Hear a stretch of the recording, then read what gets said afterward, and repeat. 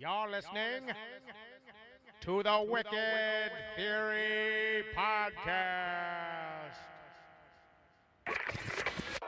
We're very happy to have you back, even for a short visit.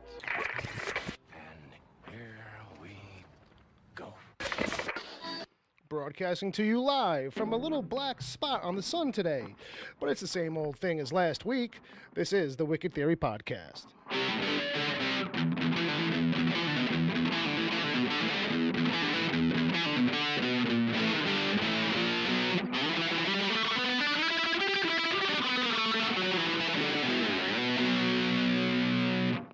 Yowza, how's about that? Yeah. Hey, we're back, and I'm full of it. I'm ready to go. I'm ready to drop. You're definitely full of it. Definitely that.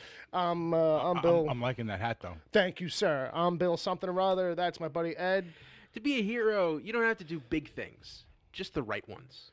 Ain't that the fucking truth? Put that on a shirt. And then brother Bob over there. You heard him on guitar. Hey, what's up, everybody? Ooh, he's a fucking show off. I got a bell. I can play a bell. Yeah. I got one note, but it's about time. You know. I guess it's like the triangle. It's all about when you do it. I'm not reacting. I'm just testing out creepy laughs. Creepy laughs. This is a new thing. All right, you got a couple. Yeah, all right. Work on the rest. We'll go through that later. This is episode 176, I believe. Correct me if I'm wrong. Sure. Yeah. Why not? You know, I think we said 175 last week, so let's just go with that.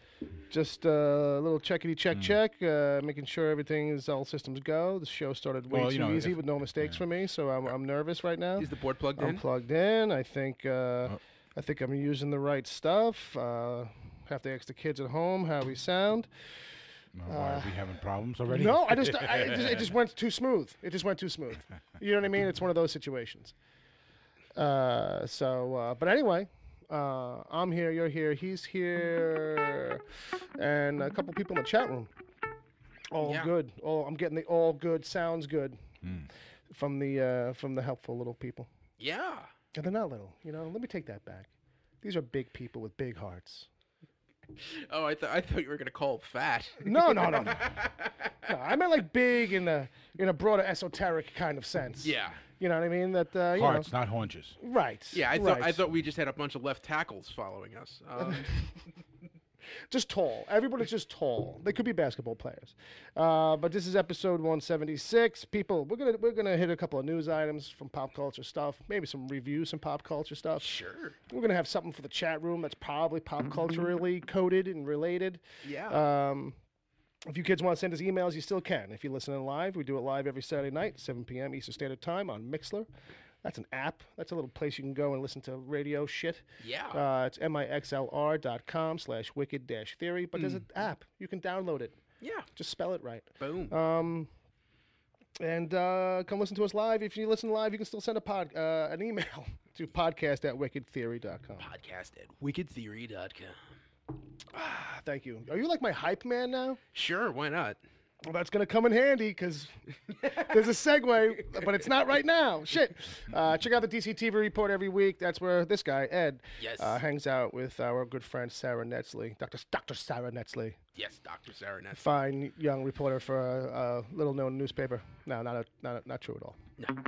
She's cool peeps. Yeah. I'll just leave it at that. Okay. Yeah, absolutely. All right, fine. Fine, keeping it vague. Yeah. Cool piece with lots of cred. Yeah. Yeah. Stuff. Yeah. Another week with no new episodes, but lots of news. Lots of news. You guys are steeped in it. Yeah. And our retro pick was the Batman the Animated Series episode Off Balance. Off Balance. Which features Vertigo. And Batman. Makes sense when you know what's going on there. Yeah. Batman meets Talia. Do they boink? Or is that spoiling it? No. Wait. To which question? This was an afternoon kid show. Is there boinking innuendo? Well, let's just or boinkuendo? Let's just say that Sarah and I discovered that watching this may have been formative for me. Because of said relationship stuff? Because of Talia. Oh, just because. Yeah. I don't. I don't want to know anymore. She got all Freudian on you and started digging deep. Wow. Finding comparisons. Let's just say you're lucky you didn't bring it up on this show. Oh wait, you did. Well, but I'll take my imagination no further than that. People, check out if you want more of these hijinks. But This I week's. can totally see this coming back to haunt him, like 20 episodes from now. Oh, yeah, or yeah. Out of left field. Yeah. And Did you then get your first boner watching Batman? No, that's not what I said. No, just I didn't think cartoon characters would make me feel that way. That's Yeah, icky. Yeah, See, that's, I'm but sticking. that's yeah. but that's exactly why they draw comic book ladies the way they do. yeah, this is true. This is true. So check it out, kids. The DC TV report. Get all your scoops. What's the tagline? Your unofficial source for. Oh, we do recaps, news, and commentary on all live-action television shows based on DC Comics. There you go. Yeah, I was gonna have more trouble with it than you did. That's why I threw it to you. Well, I was just going to say that that amount of trouble from him, I was thinking maybe he needs to take a week off because they've been doing that show every week for like. And he nails it every nonstop. time. I ask him for it, and it's like blah, blah, blah, Yeah. blah, blah, blah. So maybe it's a little oral fatigue setting in. Yeah, we bring the multiverse to your ears. That's right. And we leave it That's there. it, and he can't stop talking. That's great. So also check out The Real Thing on Facebook. That's our friend Wes Weezar's insane little daily info dump on all things pop culture. That's a cool place to keep up to date. That's such a rock star name, too, right? Wes Weezar. Yeah, Wes Weezar. Yeah, and we got Bassist for Yeah. und Flaggen. Like Weezar going to get more beer, dude. Well, they got a lot of that too. and the Franchise Chronicles. And the Franchise Chronicles. All right, not giving me a chance, but you go ahead. Yeah, Mad Max is up. Yeah. And I threw a little video up there to talk about the Universal monsters. Yes, Right. I saw that. I've written the Dracula article, Okay. and That's going to post up for Monday. yeah, he's gonna post that up soon. So, well, I said Monday. Yeah. Right. I know. You don't have to sugarcoat it for me. All right. I get it. If he misses the deadline, it's his fault. Yeah, I mean, he's right. ready to take it. Yeah, I'm ready to He take takes it every time. We I still was- haven't done Patreon for last month. Jesus fucking Christ.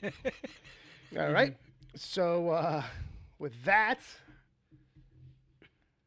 if we're done taking swings at me, We got those guys like hanging out with us like on the interwebs kind of thing there in the chatty thingy. Yeah. We got they can Who's take the- some swings who's at the me too. Yeah. They can take some swings too. We got anybody in there? yeah we got a nice handful. There you go. What we got? We got Wesley. Yeah. We got Bauer Fett. We got Zombie John. Zombie John. Wow, that's already 50% more people than last week. Yeah. And Agent Palmer's in there. Agent Palmer. He decided to show up for work. Yeah, it's nice of him. We appreciate when he does, and he's here Yeah. almost every week. As long as he doesn't expect a paycheck. Well, I think if it was ever he did, he gave up on it a long time ago. Yeah. You know. So what are we gonna do for these guys, Bill? I was thinking super rappers. Oh, that's the chat game. That's a chat game. Like take it doesn't have to be superheroes, supervillains, comic book, but that's the idea. Take comic book names and mash them up with rapper names. Examples include Sure. DMX Force I'm not doing it. I'm not doing about DMX. I'm not doing it. and MC Hammerhead. Right. See, that's a Spider-Man villain. A lot Yeah. of people may not know. But there was a couple of obvious ones that I was like, let me not take them. Oh, and I left them in the pile. Wasn't that a Star Wars action figure? Hammerhead? Might have been. Yeah, It there might was have been. someone from the Cantina. Oh, I'm sure. There's a lot of people in the cantina.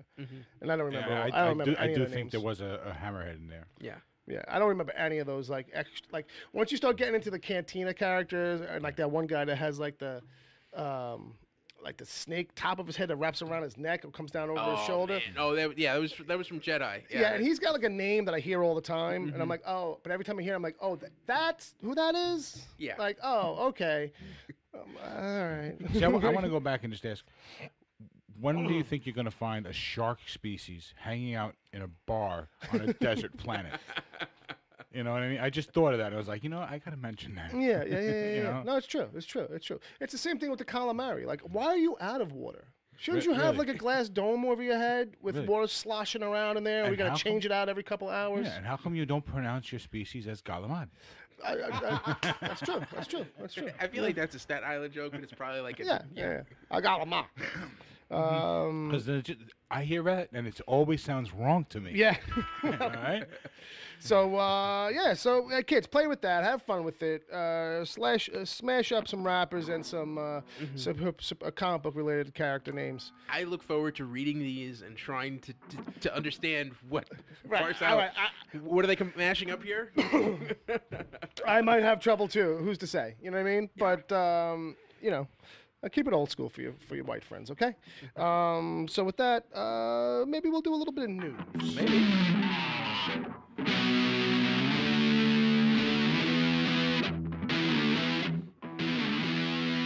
Cha-cha-cha. Snooze o'clock. It's news o'clock. It's news o'clock. Tell us some newsy stuff. Come out to the coast. Have a few drinks. Have a few laughs. Come hang on the show. We'll talk about nerd stuff. All right. Now I know what a TV dinner feels like. If you say so. Here's the thing, Hans. All right? That's my segue out. Booby. Hans, booby. This Joker movie just keeps on chugging ahead. Yeah. And so this week, why wait at all to start putting the promo stuff out? That's what I love about nowadays, though. Like, some of these guys, like, some directors just, like, lean into it. They're like, you know what? Everybody knows we're filming this. Yeah. Just fuck it. Like, fuck the whole veil of secrecy thing. You know what? We've shot about 3 days worth of footage. Let's start teasing out what Joaquin Phoenix is going to look like as the Joker. Yeah, and this is a test. This is a makeup test. And I think it's like an early thing in the movie. I think it's like something that happens early on. He's probably got a couple of different approaches with it. You know what I mean? But who's to say for sure? Yeah. But it's like this really kind of basic Joker makeup. It's just face paint. There's no scarring on him. You know what I mean? There's no extra to the smile or anything like that. Yeah, and it literally just says up front, this is a makeup test. Like, we're not trying to act out anything. He's not even really in character. We just want to know what this looks like on film. Yeah. And that may not even be the makeup they end up using in the movie. Who's to say? You know what I mean? And if it's used, like, I really think if it's used at all, it's just for an earlier scene kind of a thing. Yeah. But I wouldn't mind if it's the final too. But what is interesting when I watched this clip that Todd Phillips. Todd Phillips. I almost said Philip Johnson. I don't even know if that's a real person at all. Well, it is. We don't know. We just don't know that guy. We don't know him to be anything of particular import. There's too many people on the planet for that combination of names not to have. I might as well said Joe Smith. You know what I mean? But the brief video that he put up is got this interesting thing. It's like an overlay, so it's actually two kinds of footage going on. Yeah. And the one that you can barely see is kind of like him in the makeup, like in front of a curtain, with a different jacket on, and kind of doing like happens this early. Yeah. And it kind of goes away. Yeah. It definitely. Noticed it too. And it he's doing like this really weird, awkward kind of prance-y twirl spin thing. Like it's it's just awkward as fuck. Like the more you kind of like just rewatch it to try and focus on that and see what that is, like, you know. So I don't know if that's supposed to be something from that. Maybe it's a talk show. Some kind of a test for something that's going to happen. Well, yeah. As far as like the dramatic transformation, maybe they're working on that. Well, sure. I mean, it's either him just fooling around with a fucking app. He's got two fucking footage samples, or maybe I was thinking that maybe like if De Niro was supposed to be a talk show host, maybe this is it was a brief test in front of a curtain as part of everything else, but maybe that's an allusion to. If you're paying attention to what the story is, maybe. I don't know. It reminded me of like him coming out. I saw in my head like, oh, old school Johnny Carson coming out in front of like the gold curtain and like doing your 5 minutes, as a stand-up or a comedy act of some kind. Or if he just starts shooting people in the audience was kind of like where my head went. Well, that's one. But this is all Wicked Theory 101. That's one way to do a monologue. That's one way to do it. Well, he does it like a mime. He doesn't even talk. He just, But anyway, but speaking of the Joker movie. Yeah. Well, we have a Joker of our own. We have a Joker. Oh my God, hard segue. Double segues. Our buddy Jay is not here this week, if you haven't noticed. Yeah. But he's around. Well, he's quite around. Yeah, he's kind of around in a permanent kind of way. And since we're just kind of like, this movie's just got everything being put out on the street, I was going to say, like, he definitely is going to be in this. Yeah. He's, I don't want to talk out of turn for him, but I'm not even fucking around. That's literally where he is. And this is going to kick off probably what's going to be a bit of a Uncle Jay Watch 2018. Like, you know what I mean? So this week, kids, if you watch The Sinner, Season 2, Episode 7, your buddy Uncle Jay is on the bus. He's on the bus. He's on the bus. Yep. I had a little login problem of my own, tracking down the footage, but this is, I'll have to track it down later. He was coming and going on the show a few months back, and he was extra in a lot of stuff, and all this stuff is going to start coming out now. Yeah, and I saw he posted the a screenshot of it to Facebook. And, cool. And you know, he's and also he didn't mention it to me, but I went and looked it up. The Terror in the Jungle is the name of the Jonestown thing he's in, Right. and that's dropping in the middle of November. Yeah. It's like the 18th. It's two-parter. It's like the 18th and the 19th, something like that. Yeah. That got announced officially on their schedule when you go look up this site. I know that between now with The Sinner and November, isn't something else going to drop? That Daredevil's going to pop up. Yeah. He's in that October, but he's in the Deuce. He's got a spot in what's the one with Liev Schreiber? I always forget. Oh, the one for Showtime? Yeah, Liev Schreiber. I was watching that for a while now. Ray Donovan. Ray Donovan. He's got a thing in. So, like, over the next couple of months, all these shows are going to start coming back. Yeah. It's going to be a very Jay Holiday season, it sounds like. And Gotham. And he's on Gotham, too. So, I mean, I don't know if the people over at Gotham Lights will be able to afford his appearance fees.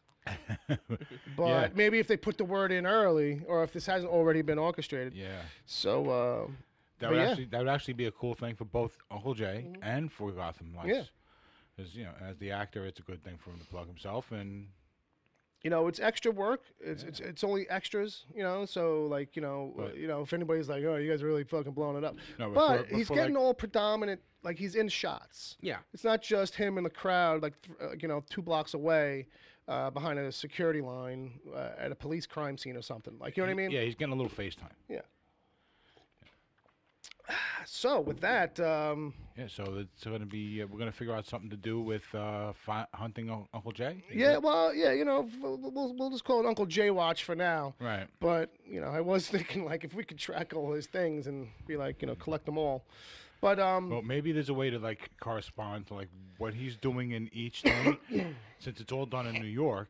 Maybe we can figure out where he's going, where he's been. Yeah, you know what I mean.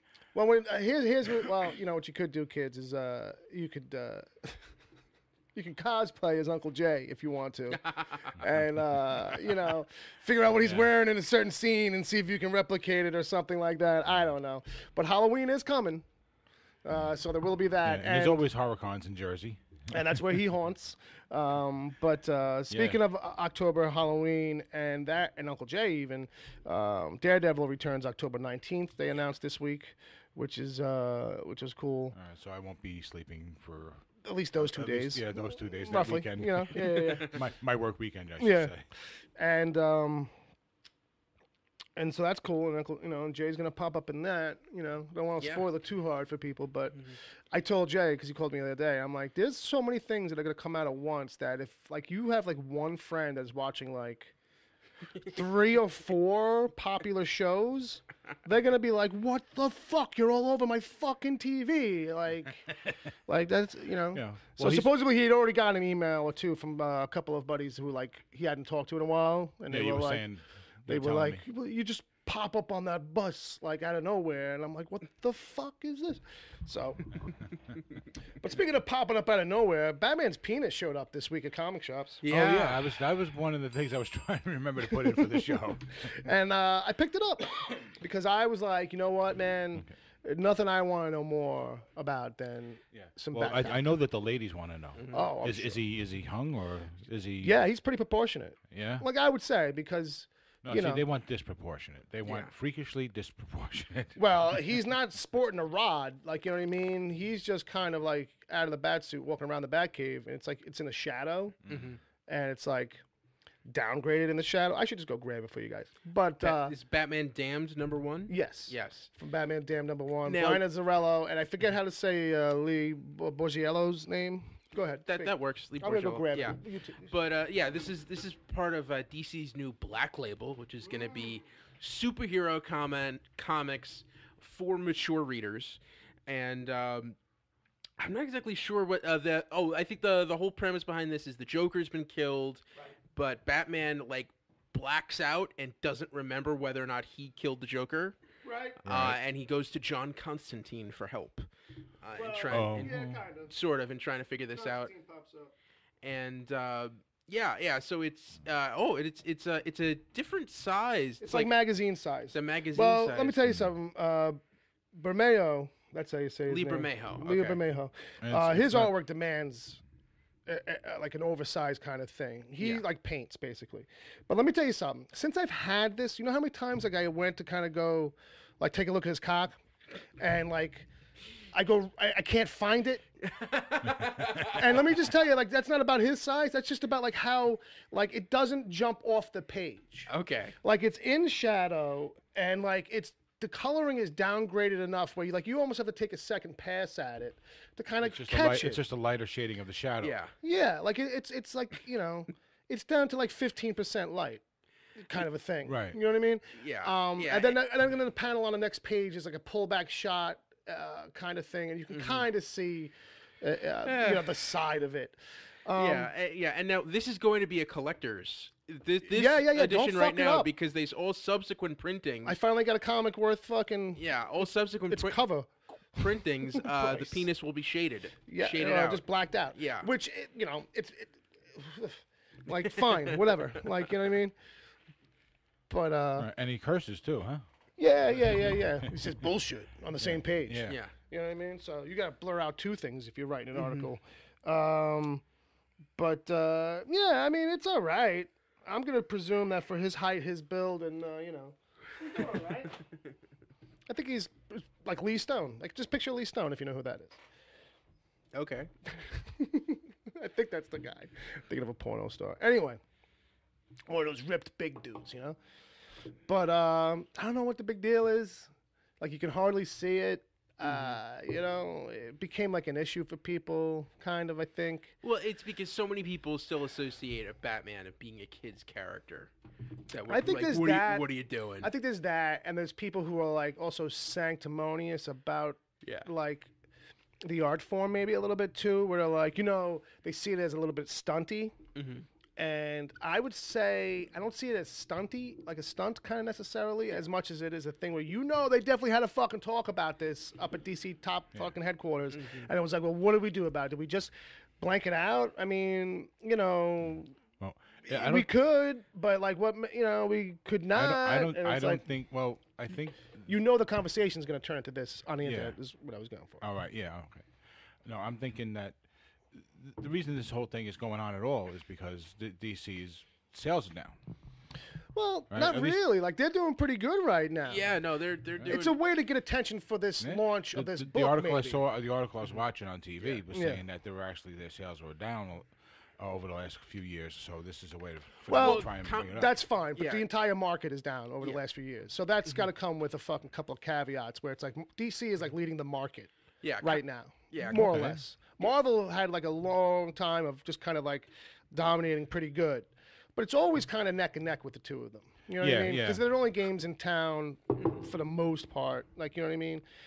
Yes, basically them and everybody else. But since DC came back with the relaunch of 52, came back from that. Yeah, with Rebirth. And kind of like recommitted and stuff. They've managed to kind of snowball it and maintain a decent, a better portion of the market. Yeah, and I could say comics in general are dipping. Comics in general are dipping. I don't think Marvel minds giving it up right now a little bit. No, well, you know. Yeah, and I've been watching DC Daily. Sure. On DC Universe. Have you been watching it daily? Yeah, it's been like my sports center now. Nice. But and what's hysterical is watching that show completely sidestep this conversation. Oh, sure. Batman Damned is so profitable. They've already started a second printing. Yeah. Everyone bought it. Yeah. I'm not saying why. It's sold out. It's crazy how it's sold out. But, you know, but here's the thing. I just feel like they kind of knew it was going to be a conversation thing, and it was like, you know what? Let's do it. We'll kind of keep it to like a 15% shadow, really grayed out. Like, you barely notice it on the page. And let's see what happens, you know? Because we're trying to do a mature label. And if it gets people to thumb through this, if you thumb through this book, you're like, yo, this is some crazy. This is a wild fucking Batman book. Yeah. Because the artwork alone will pull you in. So there's that, folks. So if you're gonna pick this up to try and cash in, just make sure the penis is there. That's all. Just check for the penis, I guess. There you go. And mine's actually a variant, I think, because it's got a Jim Lee cover on it. So I think there was a couple of different versions that came out of even the number one. But that's it. That's all I got. What about you, Edward? All right. So I got some casting news. Casting news. So Michael B. Jordan. Michael B. You might know him from Creed. I know him from Creed. And Killmonger and Black Panther. And Killmonger from Black Panther. Yeah. So he's signed on for a new franchise. Mm-hmm. He's going to be playing... He just signed on for a new franchise. Yes. Yeah. Yeah. He's going to be playing John Clark. He's going to be playing John Clark. Right? Yes. Right. From... Yes, from Tom Clancy's... Tom Clancy's... Yes. Tom Clancy's novels. His books, yeah. He's a supporting character in many of the Jack Ryan stories. But he does have 2 books all to his own. Right. Without Remorse and Rainbow Six. Sure. Yeah, Without Remorse is it's an origin story for him. You get to see, it goes back to like his dad and how his father died and how you read these books? I have not. My father is a huge Tom Clancy fan, so they've always been in my house. Sure. And I always looked at the covers and read the descriptions. I've read a handful of the Jack Ryan books. Big Dom's dad, Dominic's dad is a big Tom Clancy fucking fan too. Yeah. He's read all this shit. And I hear those books actually picked up in quality a bit. Once he stopped writing them alone? Well, yeah, once he died. That's right. I forgot yeah, that. Like he's put out like 3 books since he died that have all been like really solid. 3 books and like 30 video games. Yeah. So I would call it Rainbow Six because it's got bigger name recognition. I would think for mass market because of how many video games came out with that title. Well, yeah, but his solo books are under a different thing. Yeah, but he's also got other areas of. It's not just books. Yeah. He's got all those video games. Well, that's what I mean. But he's also got the Splinter Cell video game. He's got that too, right? You know what I mean? Yeah. So, my point was that this character comes from these 2 different book series. Yeah. One of them's got broader brand recognition. I would think. So just call it under the other one. You know what I mean? But Rainbow Six refers to his unit, so that's why it wouldn't really make sense. Yeah, I guess so.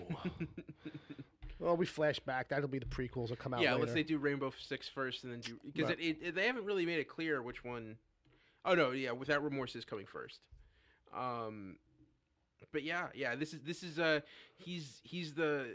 If Jack Ryan's the analyst... Sure. He's the on-the-ground CIA guy. Right. Well, what's the twist? Because Jack Ryan is the CIA analyst that gets put on the ground. Do they take this dude and put him in an office? Because that would be something. That would be flipping it. Not quite. I know.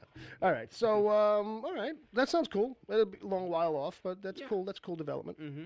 What else? And another thing is this is going to be happening in 2019. 2019. So CBS All Access is going to be getting a new version of the Twilight Zone, and they've just announced that it's going to be hosted by Jordan Peele of Key and Peele. That's and right. Get Out fame. Sure.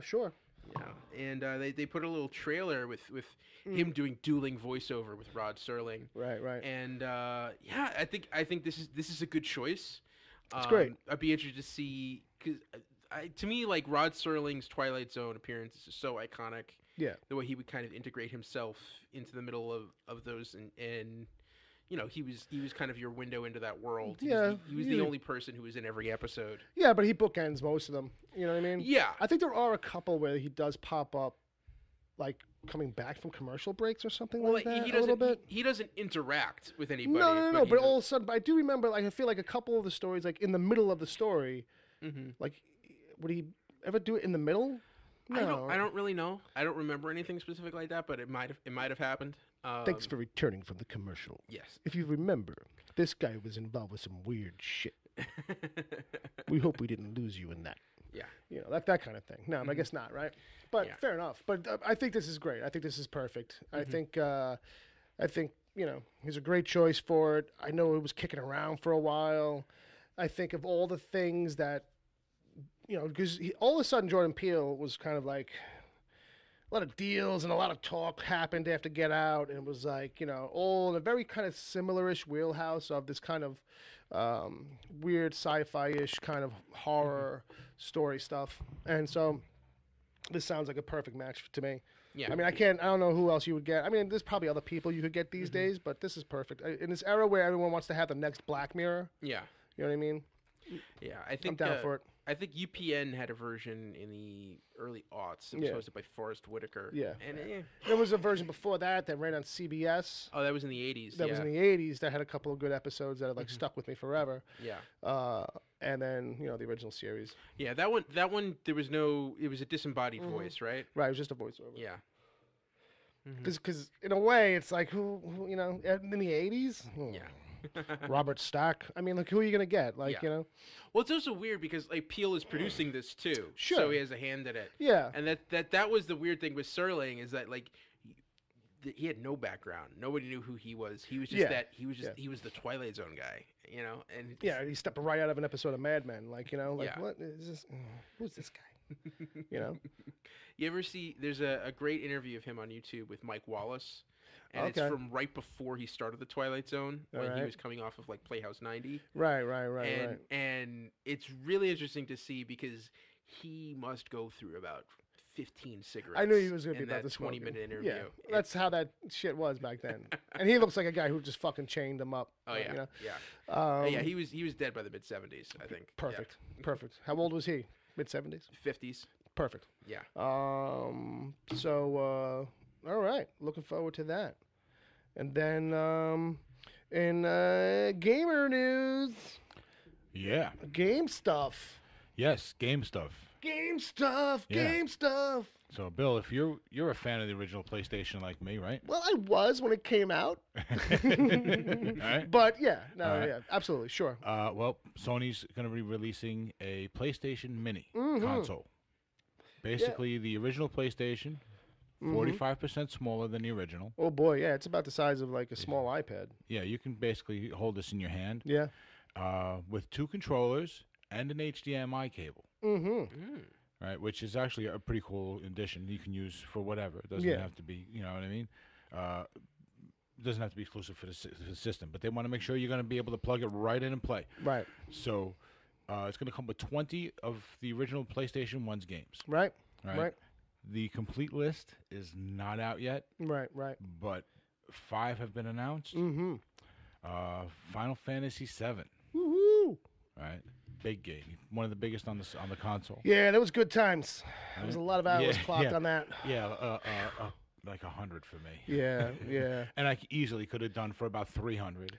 I played side by side with Mike back in the days. Okay. And the 2 years on consoles with well, different yeah, TVs Mike had right it, and I was always at his house. So he would we turned into like we'd get one of us would buy the game and like the book. For like whatever it was for Tomb Raider, but when we got this, it was like holy shit. Yeah, this was like buying a Bible. It really was, and it was like so many little things. Oh my god! All the different, and it was bigger than anything else that had come before it. And this book that we had was still streamlined, and it's like you know, this was like like the old Cliff Notes. Right. Well, it was the official guide to walk you through everything, but it was like. You know, at like whatever, how many hours, but it would always say like, and there's other stuff like over here and here you can go. Oh yeah, to too. They did. Like, it was like a 40-hour run through. Yeah, where like you got to do all the main stuff plus some of the key side stuff. So you got some of the best items or the most useful ones to help you get through the game. Right. And then you would have to go back and now you have to go hunt for this piece of material to put in your weapon so that you can fight this super giant monster robot alien that's like on the other side of the planet on a moon. Yeah, like this random rare shit. Yeah. What were you gonna say? Wasn't this the one that had like 7 discs in the? It was 4. It was 4, but it was like the first game to do that. Like to one have, disc. Yeah, to really, nothing else had come out with multiples yet. Really, right? Because there was no online component. There was no way for you to download. Like now, they'll just fuck you on the back end and be like, "Yeah, buy this disc. It's got like 2 grams or worth of content." It just holds enough data so that you can access. let somebody know that you actually bought the game. Because then you can, when you log on, you're gonna download 40 fucking gigabytes, which is like the whole fucking game. Yeah. Right. So other games that are gonna be on this. Jumpin' Flash. Yeah, that one I don't remember. But they're saying these are all genre-defining games, right? Yeah. So it's whatever it is, it's got to be good. Ridge Racer Type 4. Mm-hmm. Okay, huge racing game. It was a I think this was. See, a Ridge Racer was released with the launch of the system. Okay. Mm-hmm. I don't think this is that one. Mm-hmm. I think this is the final one, which was the best version. So I think you're getting a great deal there. Tekken 3, which was the best version of Tekken available on the system. Sure. Yeah. That's another an excellent fighting game. Mm-hmm. And when you say this, you got to remember, everybody, we're saying this. It's a PlayStation 1 system. Yeah, within the context of this. Yeah. And this era, you know. 15 years ago, 20 years ago. Yeah. So, these are all fun games. Oh, yeah. Anybody can have fun with these games, but a newer generation is going to have to go in there with a little bit of an open mind because the graphics are nothing like they are now. At the time, they were awesome. It was the first successful 3D video game system. Yeah, like I watched the promo video for this, and they show you the footage from them, and I'm like, wow. Because here's the crazy thing: like during those eras, like it was just always so much better than the last thing. Like you never really noticed how bad it was at the time. So now that I go look back, I'm like, wow, that was that far away still from like where we are now. But at the time, like it didn't seem pixelated to me or grainy. Like in my memory, it's like, no, I think it was pretty smooth. But it's like, no. When you go back, you see all certain games now. You also have to remember too that that was set up for a 480 dot per, pixel per inch, whatever it is. And I think PlayStation TV. 2 was where it really jumped. Old CRTV 2s. Right, exactly. Sure. CRTVs, excuse me. So that you can't compare to a 1080 or even a 4K. No. Of course not. No, of you course know what not. I mean? So, but I just forget how far the ball was off at the time. As soon as you put these games on this, it's just going to look like it's going to look like Minecraft comparatively. Yeah, and it's 128 bits. That was PlayStation. It was 128 because I believe so. Yeah, and like that was different from like Genesis before that was 16-bit. So yeah. You can imagine the leap. The leap, and then it was 32-bit. Okay. That was because the Nintendo 64 was 64 bits. Oh, and that came after. I will say that like when I first got my PlayStation, the 128 was the PlayStation 2, I think. Oh, okay. When I first got my PlayStation 3, like I downloaded PlayStation 2 games onto the drive, and they would play within. You had to download like this emulator base in order for, and they were official, but in order for it to play on the system, it had to play within like this environment, like inside the system, and even you had to download like old school memory card framework. Like that looked like an old school memory card when you wanted to save. But I downloaded Marvel vs. Capcom like 2 or whatever, and SimCity, and the biggest problem was the controls. Like it was stiff and clunky, and it felt very unresponsive. Like you know what I mean. So that's my only thing I wonder about is if like the games have been updated at least for a more responsive control kind of thing. You would hope so. But I don't know. Yeah. Or maybe that's a aspect of the old school nostalgia that people actually want it to be. Like I don't know. Like, sometimes emulators don't do the best job with the control setup themselves. Yeah, fair enough. You know what I mean? They don't bother to try and update anything. They work on making it playable and visually. Right. And let's just get it to run, and then figuring that maybe the control will be okay, but. Yeah. So that's and so like in my thinking now, like as I was saying, is like I think like if you're a purist, it's like probably like no, you want it to be like however it was at the time. So if it feels clunky to comparison today, then tough. Yeah. That's just how the game was, and so it's how it is. Well, I think the only people who are gonna bitch about something like that are the same guys who still have every single system that they've ever owned. Oh my God! And they have all the games on the walls. You know what I mean? And they're all hooked up. Yes, and they're all hooked up to TVs. I can play this NES any moment, man. Right. Yeah. I got this GameCube. I could break out Missile Command any moment, dude. Don't make me do it, bro. Pong. We'll do Pong right now. I'll kick your ass in Defender, man. Yeah. Now just say the fifth game that was on there is Wild Arms. Yeah, Wild Arms is another RPG. I actually played one of them. I played, I believe, Wild Arms 3. Okay. Wild Arms is a Western style RPG, and they're actually pretty cool. All right. You know, it's a little, because the thing with RPGs is back then was they all had the same basic fight setup, which was turn-based. So they had to make the extras, the specials, look cool. You know what I mean? And so there had to be like spins and stuff that you pressed, and you know, then you had these special animations with the giant fiery thing coming out of the sky and you know, blowing everything up for 14 points. Yeah. You know? You know. Yeah. And Barrafet's hoping that we get Tony Hawk 2. Okay. A lot of people wanted like a Metal Gear Solid game that came out around that time. It's got to be a Metal Gear game on there, I think, because Konami was huge with PlayStation. Sure. And they're already committed to doing Ridge Racer, so I'm sure that PlayStation, Metal Gear Solid, the original one, probably. Yeah. If not Metal Gear 2. I would probably expect a Crash Bandicoot game. There's got to be some that's one of theirs, so that'll be on there. There's got to be some big names in order to really kind of push people to pick it up. Turismo. That's all I got to say. That was the first 3D racing game. That had like 500 freaking cars. I think back in the day it was like 256 cars.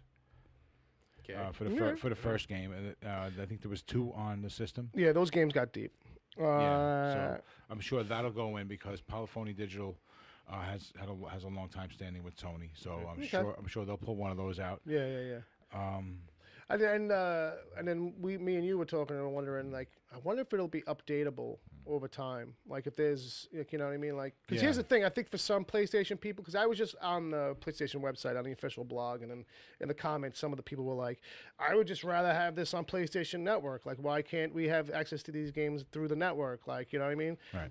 So, granted, but I wonder if this thing will be upgradable and like adaptable down the line. Like, can it only ever be 20 games? Like, you know what I mean? Right. Well, maybe that's what's going to come next once they blow this up this Christmas, because no one's going to be able to buy it. It's going to sell out like fuck. They're selling it worldwide. Yeah. At the same time. Sure. So, you know, they're only going to have a couple million. Whatever it is, ain't going to be enough. It's never going to be enough. So they're going to get blown out right that first batch. That's it. It's going to be gone later. Yeah. So they'll have to come back. I'll probably get one next year, next Christmas. Yeah. You know what I mean? It's $100. Yeah, Palmer's pointing out the NES and SNES minis aren't updatable either. Yeah, and maybe that's their plan. Is kind of like to say, like, oh no, like, you know, we put out the 20 games from this system on a mini, and then one day we'll put out PlayStation 2 mini with 20 games of the best games from that system. Right. Well, Sony obviously saw the success that Nintendo's been having with this, and they were like, well, this is a no-brainer, guys. We got to do this. And so I'm sure there'll be at least maybe one more iteration of this console. You know, after people are like, hey, those are awesome games, but there were so many good ones. I want this, I want this, I want this, I want this. Right. So they'll get that, and then they'll probably do the software versions as well. Yeah. But then they'll probably go on to the PlayStation 2. Yeah. It should be, you know what it should be, man? It should be like, you know what? After 2 years, like, okay, hook it up to your PlayStation 4, and for $20, like, here's 20 other games. Right. But data limitations on the machine. Yeah. We have to wipe out the other 20, and it's just like, here's a different 20. Like, the other 20 are still like accrued to you. You can reinstall them all, but that's how they come. They come in like these 20 game packs, and maybe that's a thing. Like, you know what I mean? Yeah. But it depends on how they're That's set basically up. what they do on Xbox Live when you get add-ons for games. Right. Well, that's what I'm thinking. That's what I'm thinking. Maybe that's a model. Right. They'll try and do something like that. They'll do like, you know, buy the console. Yeah. Right. Which is the software, the original software, the emulator, and the first 20 games, and then it'll be $25. $25, $40 for the next 20 games, $2 a game. Right. Something like that. Right, because why not do $2 a game at that point? Because these are all games that are 20 years old. Yep. You know, and how many people are going to download for that? You know. And then you can give this to your kid, and he can learn to appreciate what he's got now. Yeah, he can play this, and then he can go to the holographic system. Right. That you have set up in the other room. This way, they're not born spoiled. You know, they can struggle. They have a little bit of a life lesson. You ever wonder if there are kids out there who are homeschooled who just like their parents only show them the stuff they grew up on? So, like, there's a kid out there who only knows Ghostbusters and Ninja Turtles. Right. Well, here's a funny thing. Basically, it's like kids grow up in prison. Well, here's a funny thing. Come out. Here's a funny thing. My buddy Mike, his daughter, like, had a phase where, like, they were just going through all the VHS tapes that he had from when he was a kid. She was just digging it all. Like, all the shit that his mother had taped, and she was, like, really obsessed with this scary and horrendous as fuck. Peter Pan live thing that happened on TV way back in the days. I remember that one. Yeah, young kids get like that, man. They'll hook onto something just because they've seen it. Yeah, and I love that other. Yeah. And then you're screwed. Yeah, so and if it's creepy, have to be careful. And if it's creepy, it's almost even more mesmerizing. It's like, let's watch that again. Yeah, like, that was weird. Yeah, you know what I mean? Yeah, I've dated women who like their kids. They've want to see the dance recital from when they were 2. Right. You know, over and over and over again. Yeah. And like they're like 9. Yeah, like that episode of Super Ted I showed you. Right, but weird stuff like that. And then Brian's daughter, who is the youngest one, who is 5. I think she just turned 5. She's obsessed with Ghostbusters, and so like she'll just like in the morning when we're in the truck, like she'll get his phone and just watch YouTube videos of like anything about Ghostbusters. So like clips from the movie, from the cartoons, from one of these YouTube accounts where it's like a kid and it does toy reviews. I wonder, you know what I mean? And it's just talking about like, oh, it's great, I love it. It's because this, it does that, because that's how they all talk. Old school 6. commercials, the whole 9 yards. Anything, yeah. I wonder if she found the other Ghostbusters cartoon with the 2 guys and the gorilla running around fighting Primeval. Yeah, those guys. Ugh, I watched a lot of that. Jake shit. and Eddie, I remember that. Oh boy. So with that, we are into the chat room game time, kids. Yeah. That's gonna wrap us up for the news, right? Yeah. So right. The hashtag was Super Rappers. Super Rappers. You ready? Yeah, I'm ready. Hit me All with right, these. So, I'm not sure how to pronounce some of these. Oh fuck. Mamau Nandau. What? You want a little help, Ed? No, well, let me supervise as well from a distance. Mamau Nandau? Is that? Yeah, I don't know. Okay. I don't know who that one is. Yeah. Little Bow Wizard. Okay, I like it. MC Young Justice. That sounds like a real one right there. I like it. Spider Method Man. Yeah, okay. 50 Skrull. Oh, like 50 Cent. I got you. Emin Marvel. Okay. Snoop Underdog. Oh, yeah, there you go. War Machine Gun Kelly. Okay. Most Defender. All right, Mike Most Def. I get it. Kanye West Coast Avenger. That was one of the ones I thought about earlier today. There I'm we like, go. I don't know who's going to pull this out. Tony T. Diddy Stark. Nice. I like that one. Squirrely G. Squirrely G. I like Squirrel Girl. I got you. Yeah. Okay. Young Buck E. Young Buck. Because of the Young Buck. I got you. Dr. Dre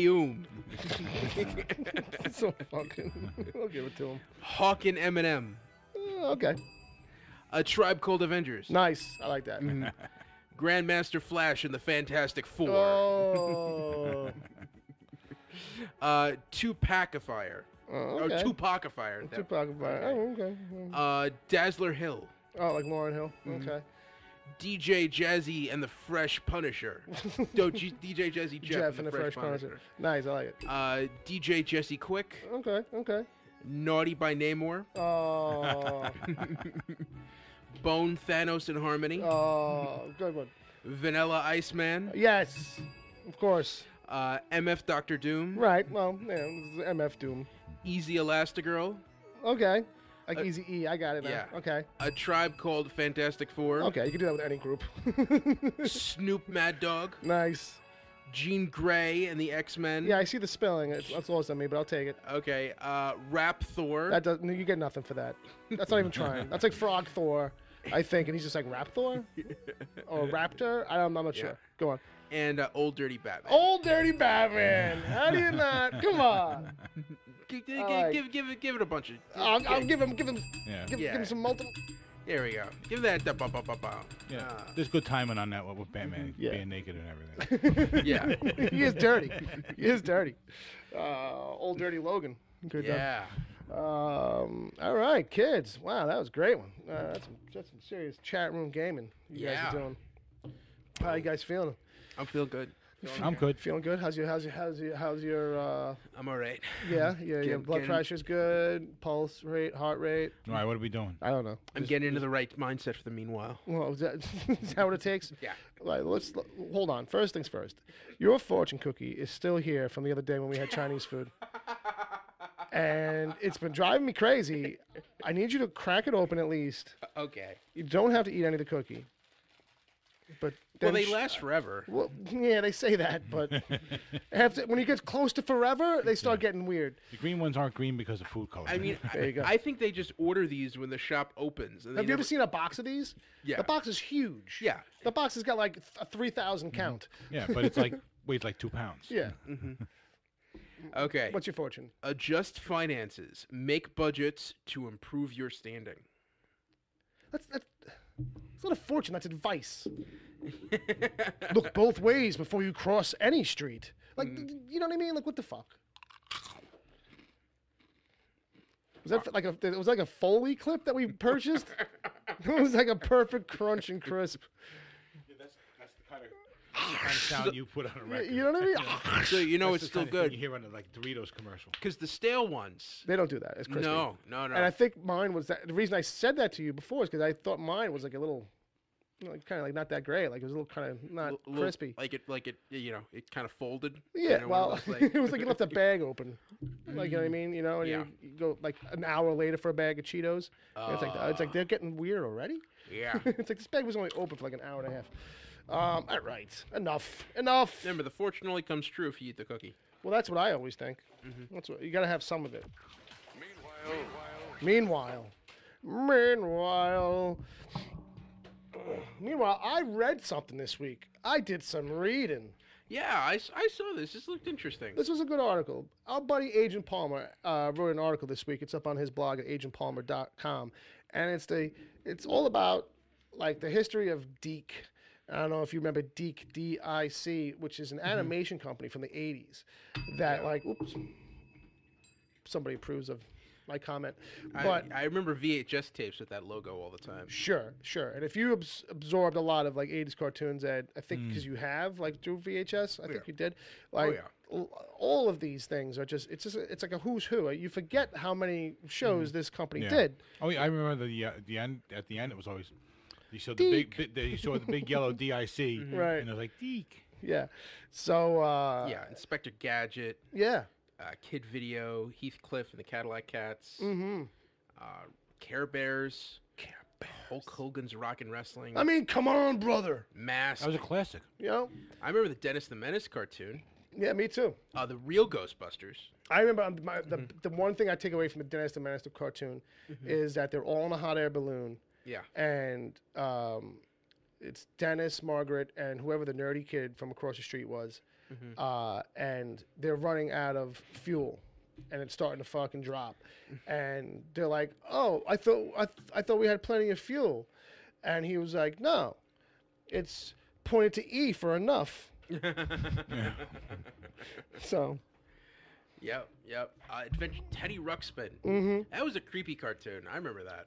That one was kind of creepy. I think there might have been like a mix of animation and live action. I don't really remember it, but I remember the real Teddy Ruxpin was always a little creepy. Any doll that can really kind of move on its own is always like a little off-putting to me. Yeah. Alf, the animated series. Ha! It's probably where he should have stayed. Willie. Gotcha. The new Archies. Well, it's better than the old Archies. Beanie and Cecil. Benny. Oh, Benny and It's just, it might be pronounced Beanie, but I thought it was Benny. The Chipmunks. Oh, yeah. Yeah, oh, yeah. Yeah. Oh, boy. Alvin and the Chipmunks. Yeah, Oh, I watched man. way too much of that.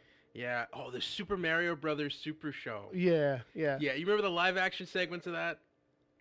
Yeah, kind of coming in and out from commercials or something, or just bookending. Yeah, but it was really kind of like, it was like Captain Lou Albano or some fucking meathead. Yeah. Ugh. It was better. It was more real honest than the movies. Yeah. But anyway, before we get too deep into it, Yeah, a lot of stuff in here. A lot of stuff in here. A lot of stuff in Too there. many to go A through. lot of stuff in there. But But it's really like a rundown of kind of like some of the history of the company, really kind of how they made their way, some of the shakeups behind the scenes, and a lot of the kind of interesting deals and stuff that happened to kind of like get some of these things to happen, you know. So check it out at agentpalmer.com. It was one of the more interesting things I read on the internet this week. Not even kidding. But also cool. But also this week and the last week too, I've been catching up with some Bojack Horseman. So now I know, it was one of those things where I kind of dodged it for a while, and I was like, oh, that's a show that I probably like. And then I caught the first few episodes, and I was like, oh, okay. And I kind of didn't come back to it. And then I kind of was reading a thing about it, and I was like, all right, you know what? I'm gonna give this show another go.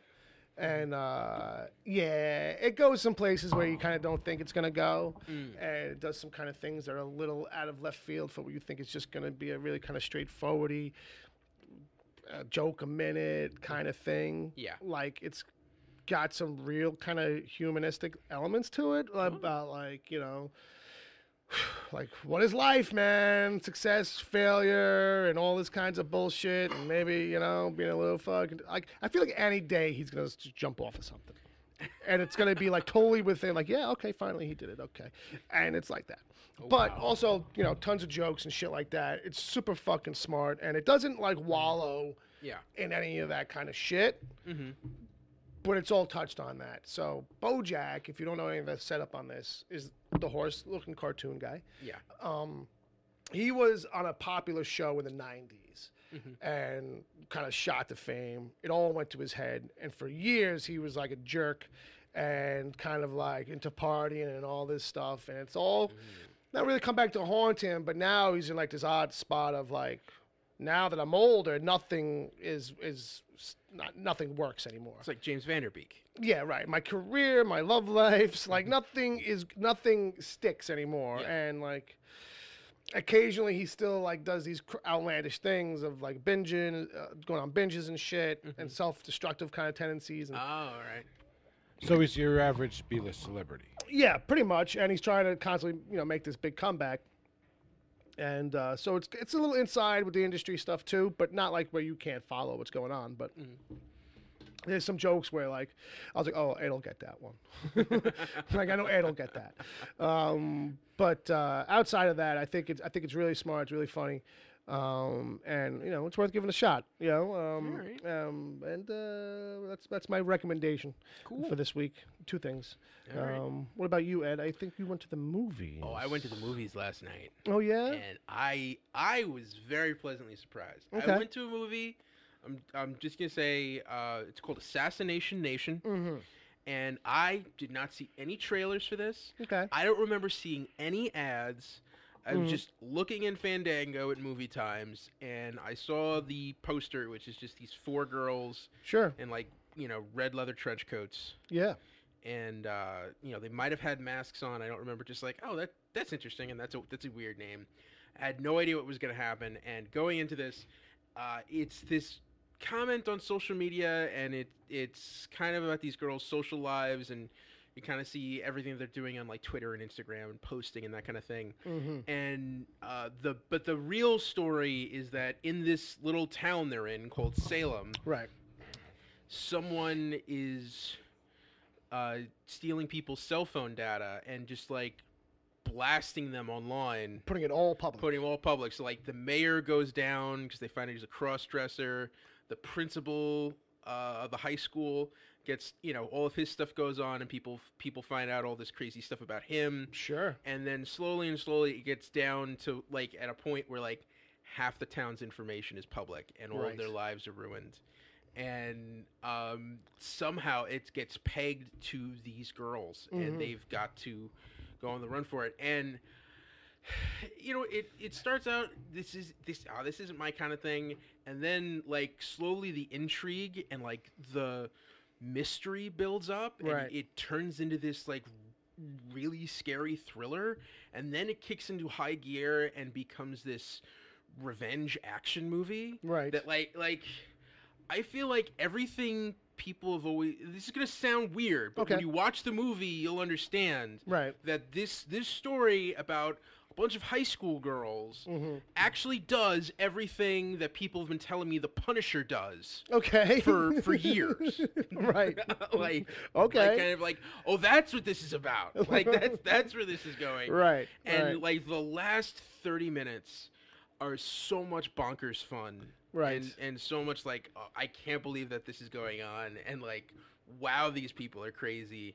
And you kind of see how people kind of get all riled up and into the social media and privacy. And the film's not really I don't know, it's not a message movie. Right. But it does make you think about, it does talk about present day things, and so it's in that context kind of thing. Yeah. I got you. Yeah, and it's a lot of fun, and like this is the kind of stuff that I love going to the movies and see. Right. And being pleasantly surprised on that. So like this, I'm not making any predictions now, but when it comes time to put together my top 10 list for the movie, at the end of this year, I would not be surprised if this is somewhere near the top. Oh wow. Yeah. Okay.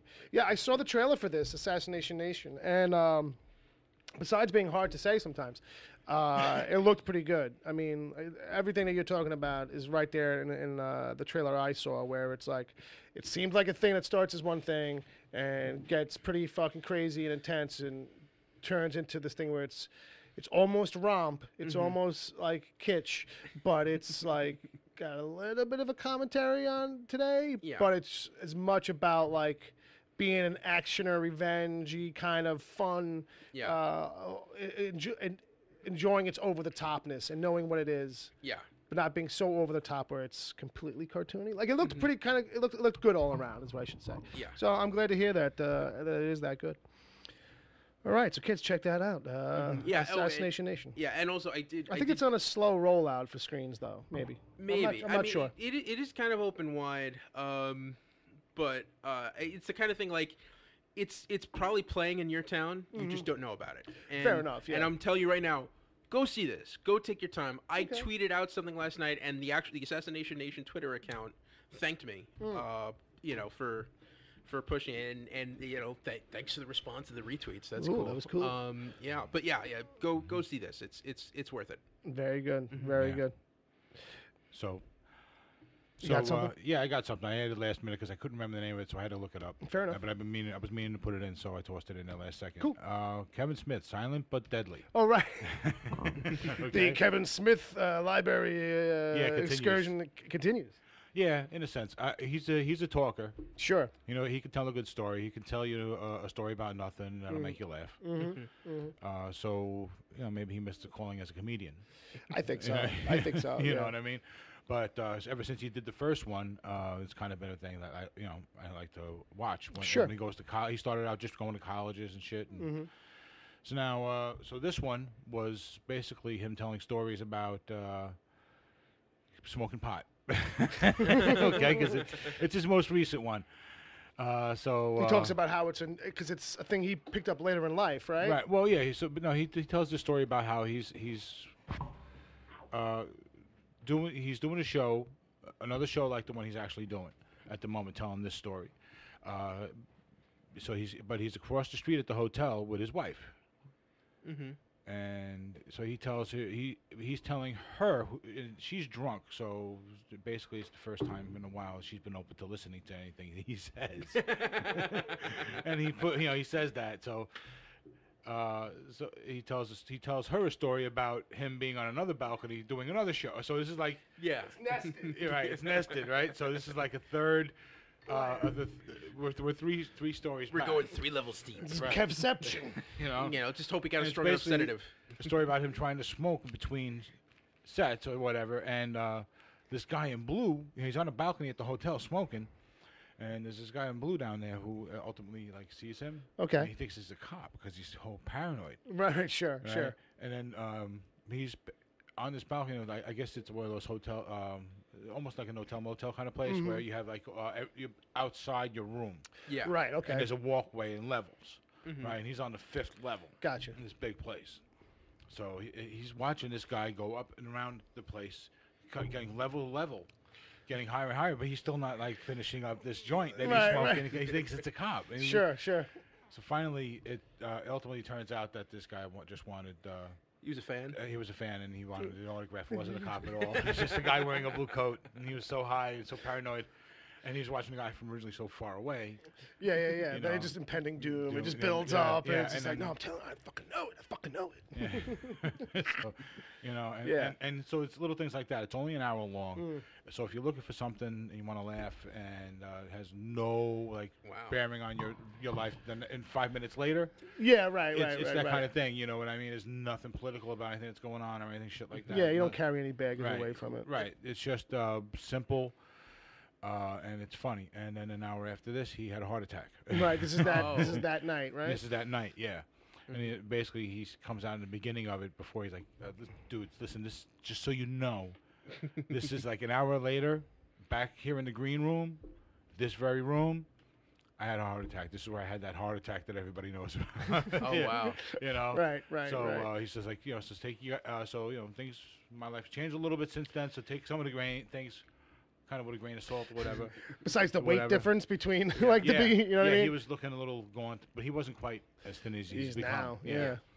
Yeah, he's starting to look like, I put on Facebook that he was starting to look like, he reminded me of, what's his name from the movie The Fighter? Oh, fucking, Christian Bale? Yeah, Christian Bale. Well, as long as he doesn't turn into the machinist. This camera crew with me is my comeback. Oh, man. Yeah. As long as he doesn't get as skinny as Bale got in Machinist, we'll be all right. Oh, yeah, that's true. That's a fucking hard movie to watch. That is like the greatest Twilight Zone episode since the Twilight Zone. Well, it's a crazy story, but like he gets so thin for that. So it's amazing. Disgusting. Yeah. Now watch that and realize that's the same guy from American Hustle. So maybe we need we need him to do a remake of Thinner. Yeah.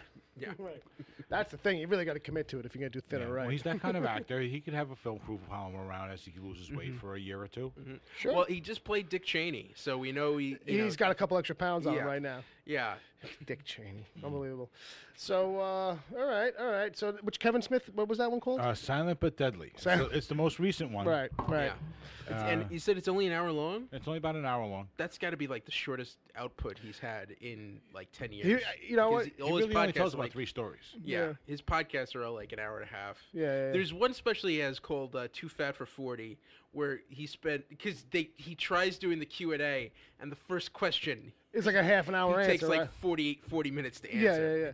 Yeah. Well, he usually will lead into a story. Yeah, exactly. And then he does, like he was saying, like he tangents and nests things inside of each other. Before you know it, it's like, oh, where are we setting up right here?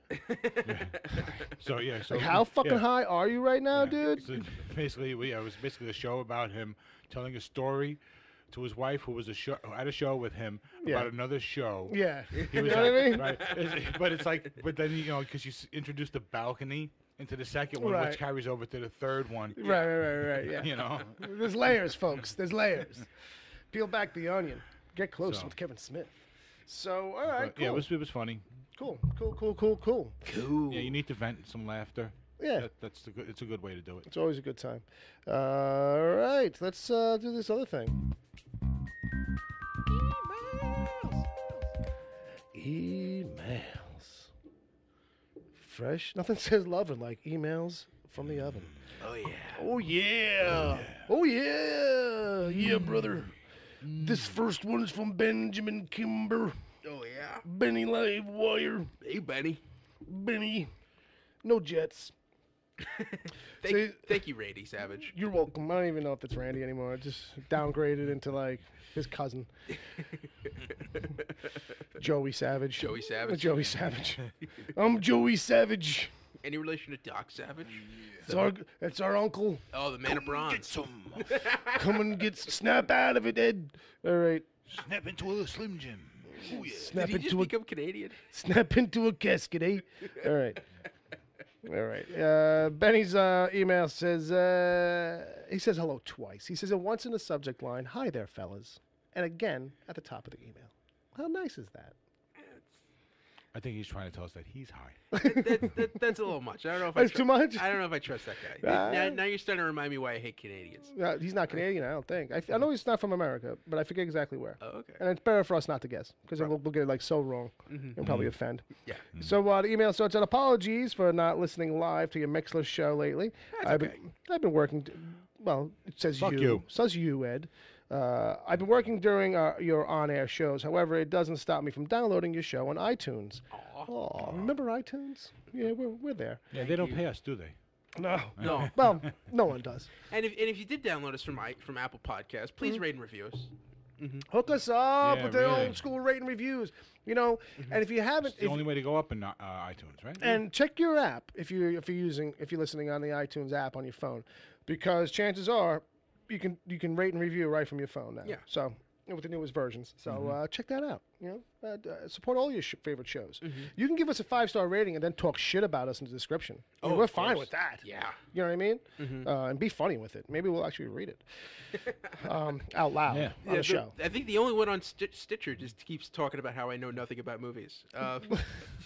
There is that one. But he gave us a 5 stars, so hey, I'm good. It's good. There we go. It's good. All it's right. good. It's That's all we needed. 5 stars and write whatever you want. Put a recipe in there. I don't care.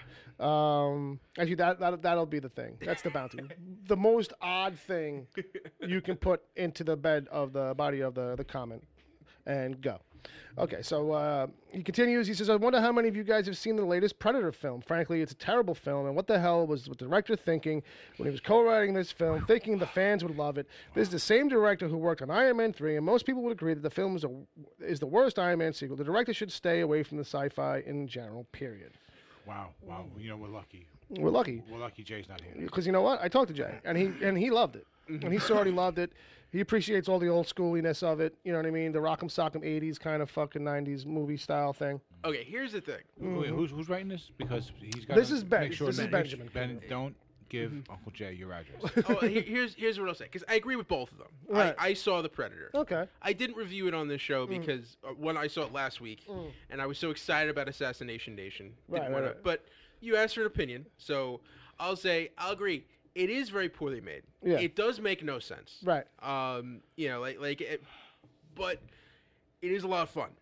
Like it, you know, like Keegan. Did you like it? Keegan-Michael Key's character, I enjoyed it, but I wouldn't recommend it. Okay. This is the kind of thing you'll probably enjoy it on VHS. Yeah. You know, and not DVD or Blu-ray. You'll enjoy this on VHS. On VHS. I didn't even catch that the first time. on a 480. Yeah, but I think that's the thing. I think what I'm catching from you is that, like, what's good about it is the thing about it is it fits into the mold of the kind of rock'em sock'em adventure thing that these movies are supposed to kind of be. Yeah. Like, if you're expecting, like, you know, it to fire on all cylinders and be like, you know. Yeah, it's not. It's just, you know, this is not that franchise, I don't think. Yeah, you know a lot of it's hokey.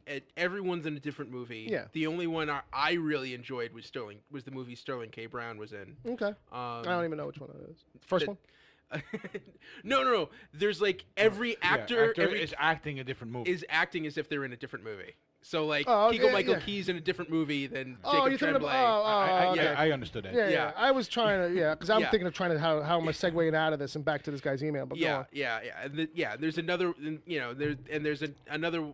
For some reason, there's all these like crazy guys from a VA insane asylum who get thrown into this, and then they meet up with this kid who has a connection with the Predators. Sounds great. Because he's autistic. And that seems like really kind of offensive, but don't. That's funny. But they're putting the autistic person in the movie. I think there's one point where Olivia Munn's character actually says, "Well, some people think Asperger's is actually a sign of evolution." That's it. Like, Olivia Munn's in the movie. That seems really insulting. Yeah, but, I'm barely even listening. Yeah, and she gets naked in the movie, but you don't see anything just because we wanted to give her a reason to get nude. Yeah, which makes no sense. Yeah, and it's and don't think about the ending. They're trying to set something up for this, but I don't see any way that you could pull a franchise out of this. Never stopped anybody before. But, okay. So yeah. You done? Yeah. Okay, cool. Been trying to move on for a while now. Just say the word next time. I'll set his head on fire. I said the word like 3 times. Okay, I have seen. Well, not to set his head on fire, but then I was like. I was doing a lot of neck movements, not to you, just to him. Like, okay, bring it around. I had no way to I'll go have to with make it. up You hand know how signals. he gets. He's got to go. I know. I gotta make up hand signals.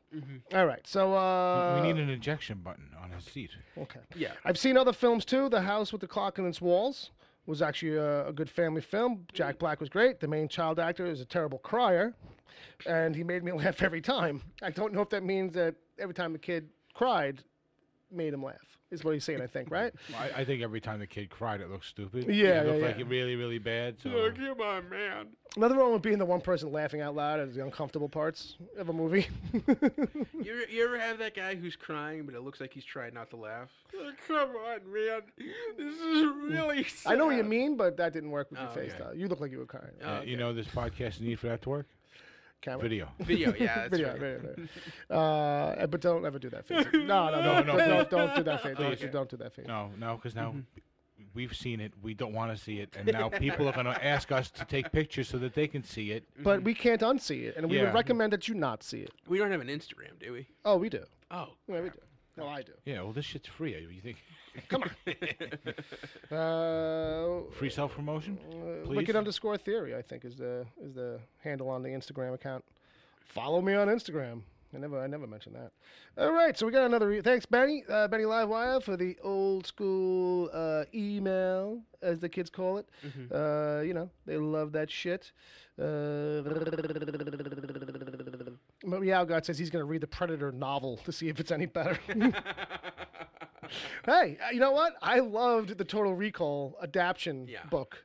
Because that explained things. Yeah. And I bet you in the Predator book, it probably does the same thing. Like, it actually explains all the shit that gets cut out and, like, helps the movies make sense. Yeah, and the Predator was heavily... Definitely there's, like, a whole half-hour subplot. Yeah, that's what I heard, too. With Edward James Olmos. That's not in the movie at all. Well, what the fuck? Please. Who even knew the guy was in a...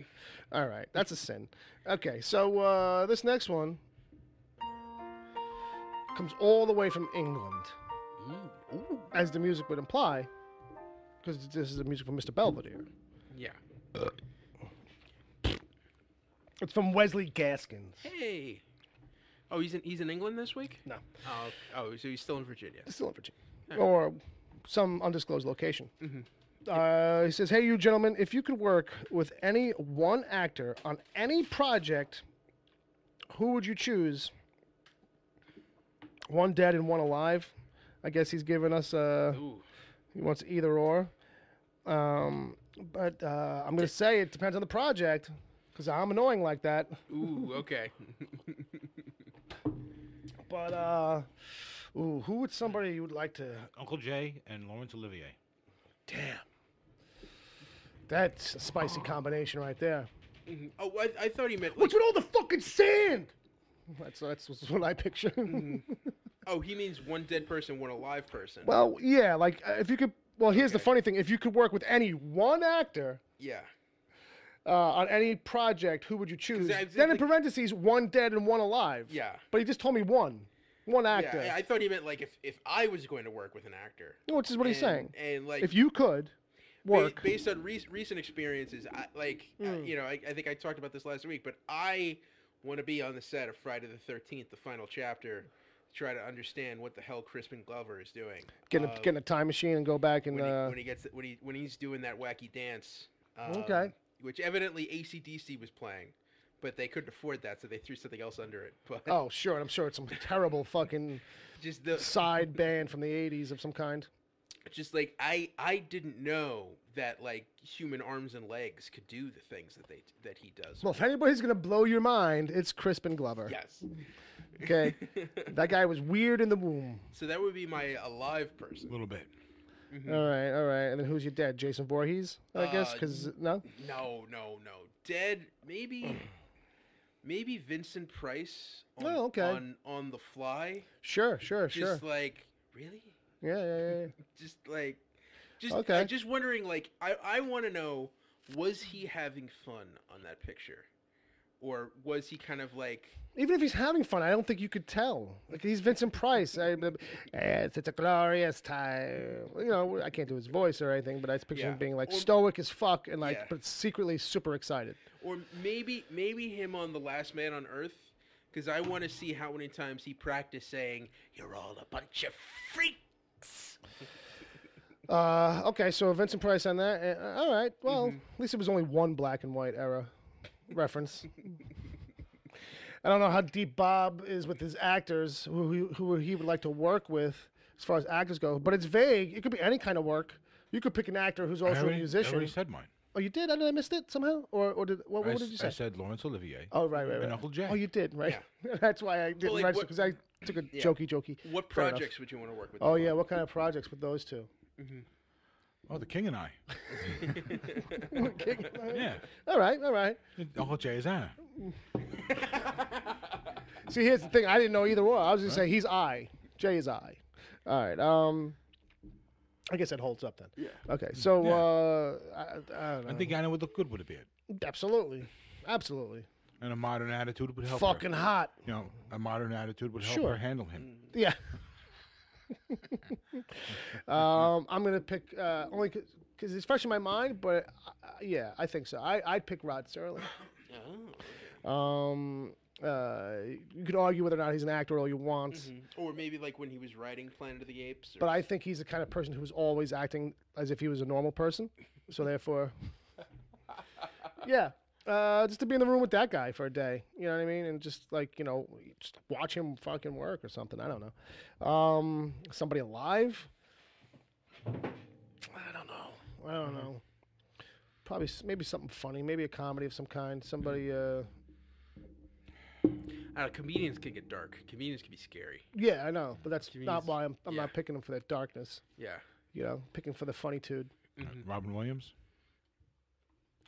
Yeah. I guess. I don't know. I feel like I know what I'm getting with Robin. You know? It's like even I don't talk that fast. Yeah. Well, you're getting a roller coaster with Robin. Yeah. It's up and it's down. It's up and it's down. Then we're dead.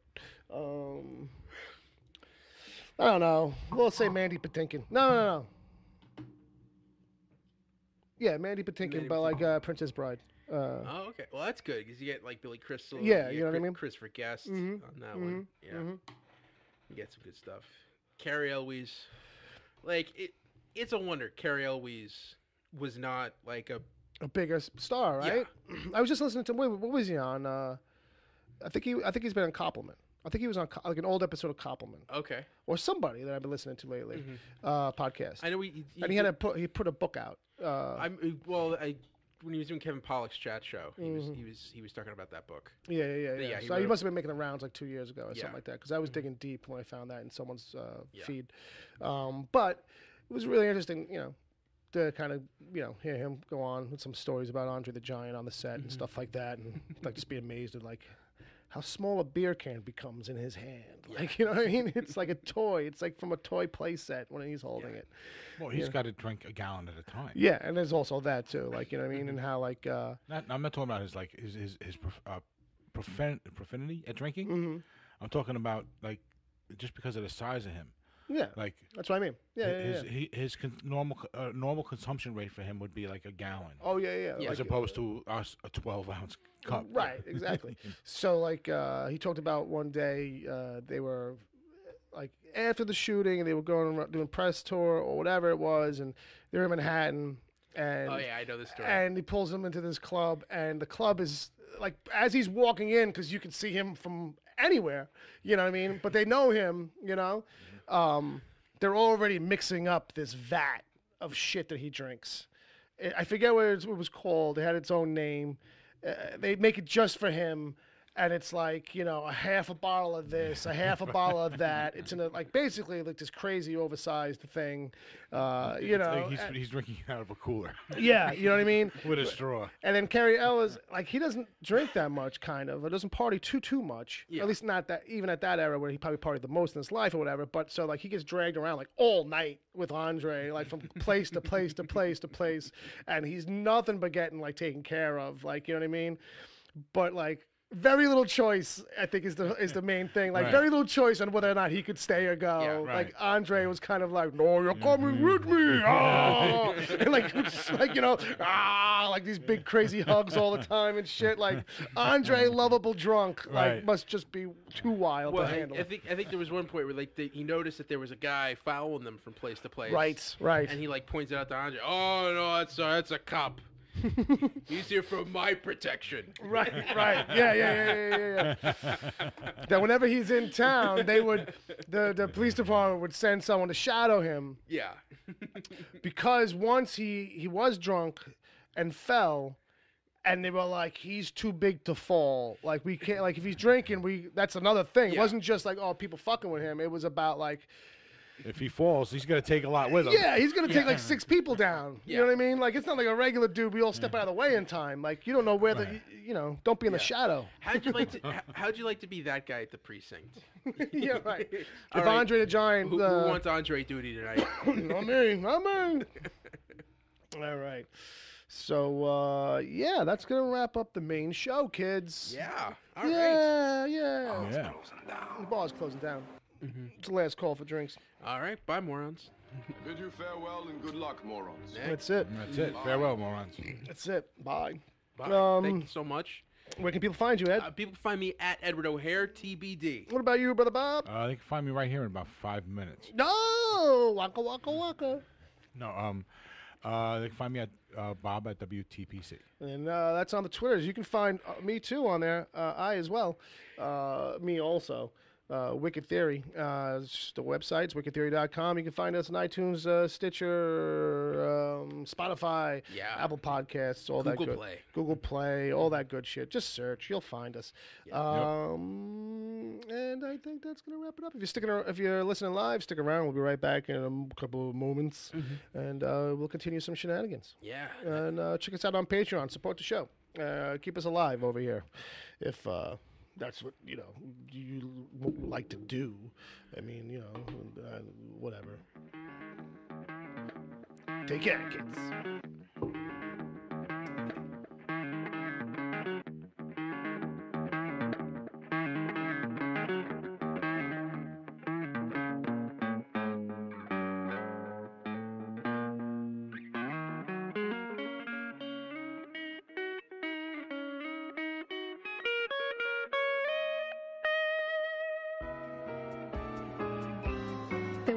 Podcast is heard live every Saturday at 7 p.m. Eastern until whenever. Just go to mixler.com/wicked-theory. Mixler is MIXLR. Sign up to join the chat. Then click the follow button to get reminders whenever the show goes live.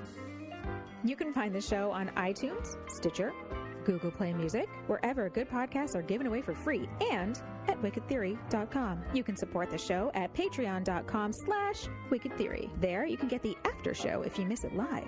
God forbid. Plus other exclusive episodes. As always, send your emails to podcast@wickedtheory.com.